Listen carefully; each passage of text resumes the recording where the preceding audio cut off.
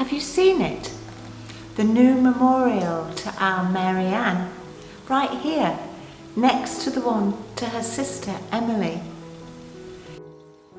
In loving memory of Mary Anne Rawson of Wincobank Hall.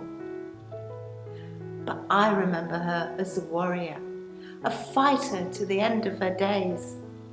Of course, she was polite and gracious, knew her P's from her Q's, and often reminded others of them too.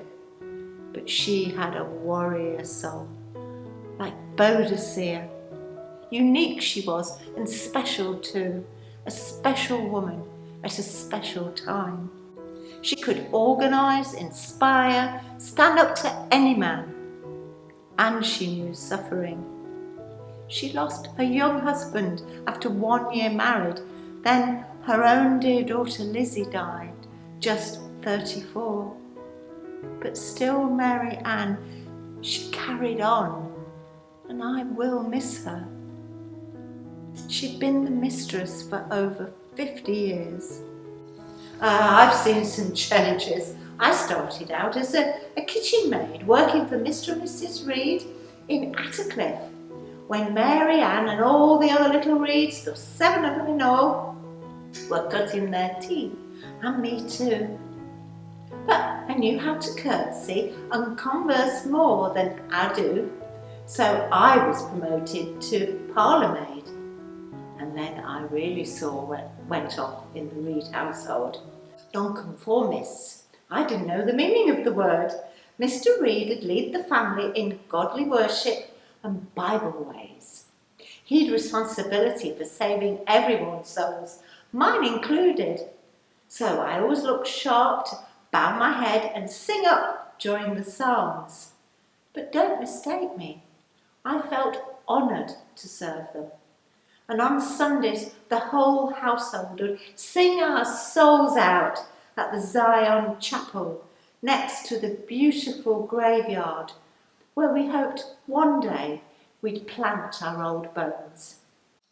But when we moved to the new house, Wincobank Hall, I thought I'd died and gone to heaven right then. So many rooms, parlour, dining room, and the library. Mary Anne lent me books that I passed on to my little ones. She and all the Reeds helped local children read and write, to learn to work, and of course to save souls. Great missionaries of the souls, they all were. Time passed.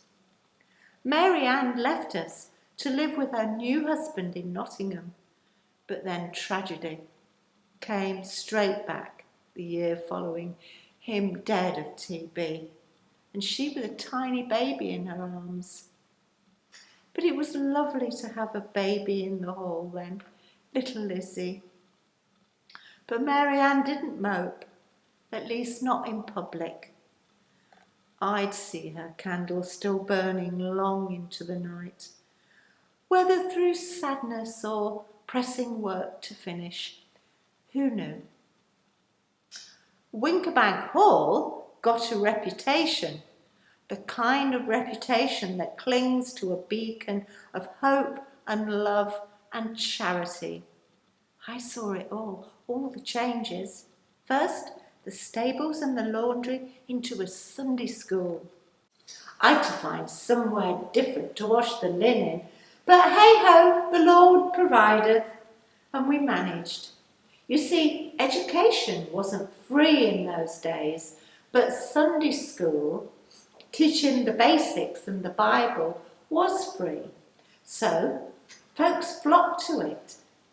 Many Wincobank children got a start in that Sunday school. But Mary Anne and Emily, her young sister, didn't stop there. Oh no. They raised the money to build an actual school with an actual schoolmaster who lived in. So when this beautiful building went up on the land just by the hall, well, we all thought we'd died and gone to heaven then.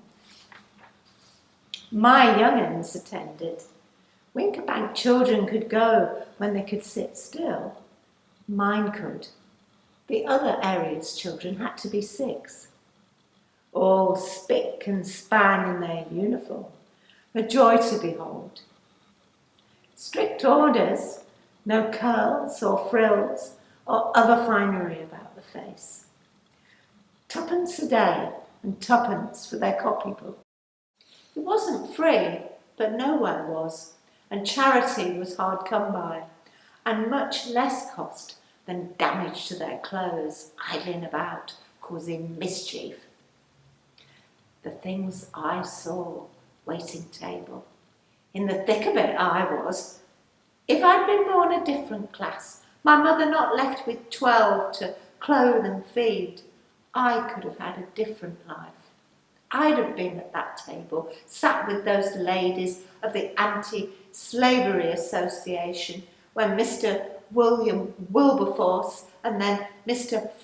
Frederick Douglass, who'd been a slave, came to call. Our Mary Anne always sat in the middle, pouring tea. No sugar, she'd say. No sugar, they'd agree. I knew that from the start. No sugar or coffee from the West Indies. Do you know why? Slavery. When 6 families used East India instead of West Indies sugar, 1 less slave is required. Mary Anne said so, and she had it printed on little cards and asked people to boycott anything produced on slave plantations. It was a big thing. Our Sheffield ladies made a big difference in England and abroad, and all from here in Wincobank. These peace-loving ladies were fierce fighters for what they believed in, Boadicea's all, fierce anti-slavery campaigners. But Mary Anne was keen these Boadiceas also signed the pledge against the demon drink. She'd a bit of a captive audience here in her front parlour. Wine is the mocker, strong drink is raging, and whoever is deceived thereby is not wise, Mary Anne and Emily had chanted in unison. I don't know how many signed the pledge. I'd usually left the room by then to bring in the cakes. I liked singing. We all did. I don't think we were all straight-laced and buttoned up. Oh, no. I had the pleasure of opening the door to Mr. James Montgomery and the famous missionary, Mr. George Bennett.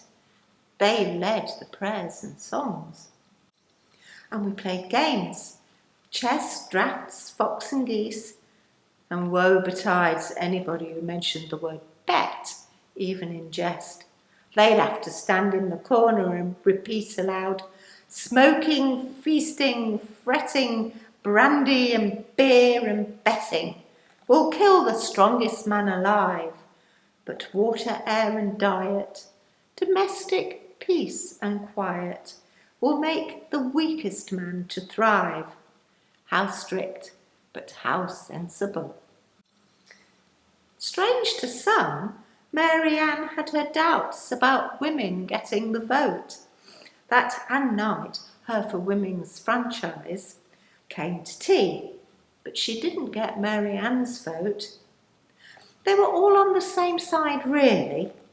Sheffield grew them and moulded their radical views, and God gave them grace and strength to change things for the poor and enslaved.